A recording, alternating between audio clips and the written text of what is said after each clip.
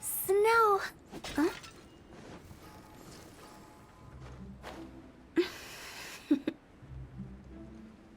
Toodaloo.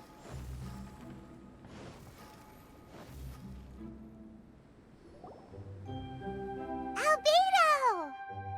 Traveler, Paimon. I suppose your story is ready. Yep. How about you? Do you need some more time? No need. I am also ready to tell my story. Paimon calls dibs! Paimon first! Please, go ahead. Okay, here goes. Once upon a time, there was an evil researcher who went into the mountains and did a crazy experiment on whopper flowers to transform their appearance. After a lot of pain and suffering, the whopper flowers finally took on a human form. Then they stood by the side of the mountain to wait for unsuspecting bypassers. To whoever spoke to them, they would ask some questions such as, "Who am I? Who are you?" If the bypasser got the wrong answer, the last sound they'd make would be a yelp before the whopper flower ate them alive in one bite. Ooh, truly frightening. What the? You two aren't scared at all! Don't go nitpicking, okay? If you didn't like the story, go write your own!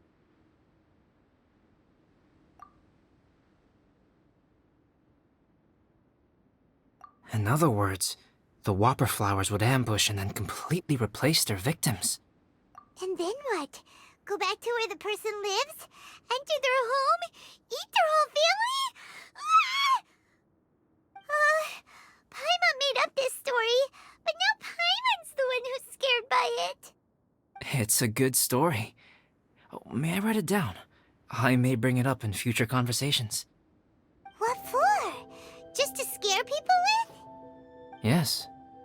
You've got a real mean streak, Albedo. Mine is a little longer than yours. It starts with an alchemist. A great alchemist once created Subject 1. Subject 1 was her proudest achievement, and successfully blended into human society. No one ever would have thought that this friend of theirs was in fact a synthetic human. However, unbeknownst to Subject 1, the alchemist had tried the same experiment many times before he had come into being.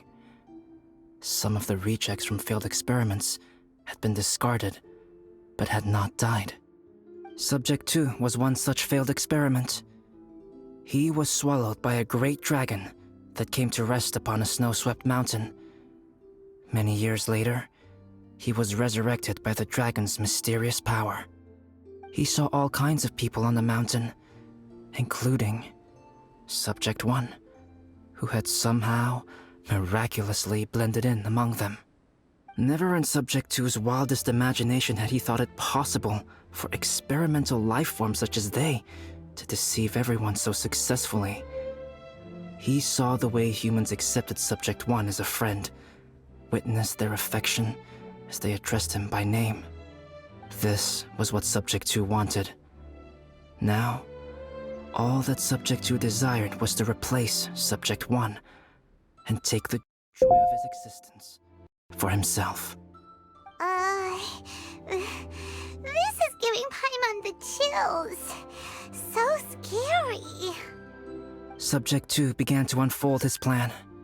He stole Subject 1's books and notes and studied all that Subject 1 had learned from the alchemist. Subject 2 was highly intelligent, and he learned quickly.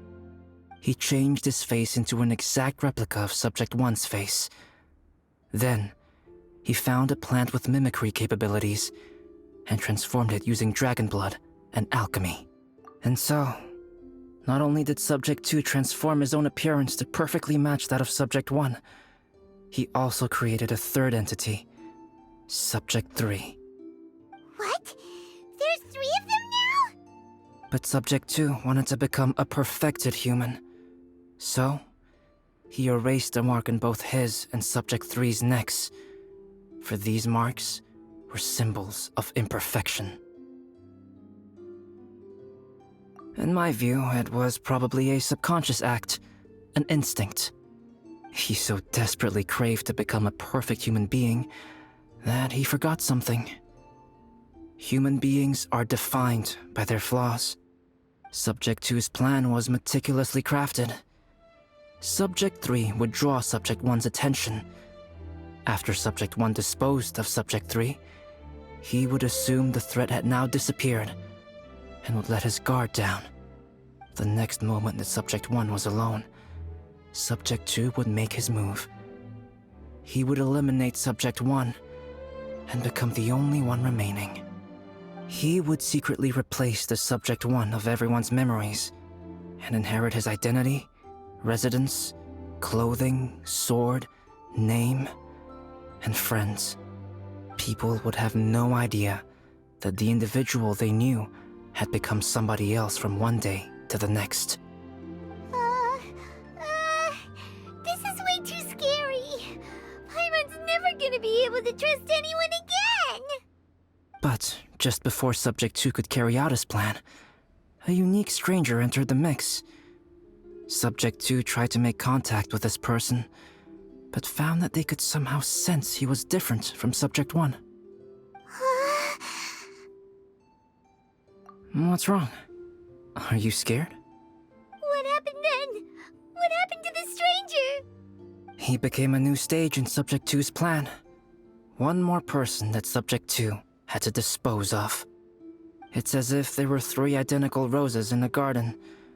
Only one of the 3 was a fine specimen, while the other 2 were defective specimens that bore poisonous thorns. In all the world, only the gardener who tended to them could tell which was the good specimen. People do not like poisonous plants.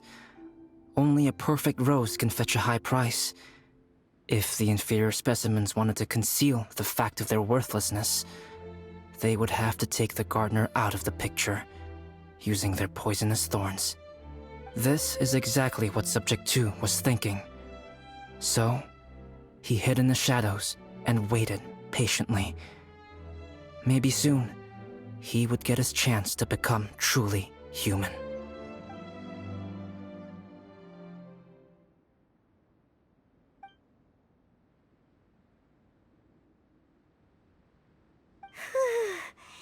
That was intense! So what happened after that? Did Subject 2's plan succeed? Paimon can't bear thinking about it! Fortunately, it is just a story. And even in this story, Subject 2 did not succeed. But you can never let your guard down on Dragonspine. Monsters mutated with Durin's power and blood are also creatures of Rhine-Daughter, just like me. You must beware of all such creatures. I'm glad to hear that. It's okay. I know what I am. You and I are both different, so there is no need for me to hide the truth from you. The only thing is that sometimes, when I think about how mighty the power of alchemy is, I feel so small. As beings who set foot in this world, how arrogant are we in desiring to control our destiny and in desiring to create? Is creation an arrogant act, traveler? If not, why do we call the ones that created us and control us gods? If it is, then what qualifies us to call ourselves creators? How? Nothing special. But whenever I think about it, I feel a twinge of grief.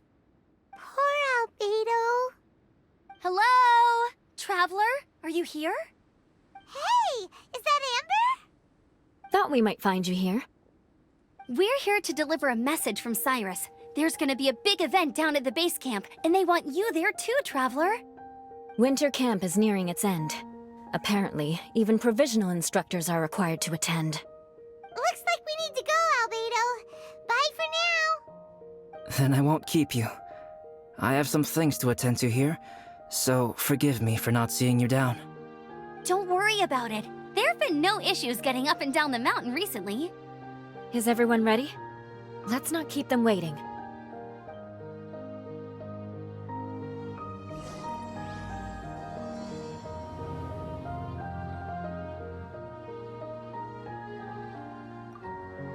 Go ahead.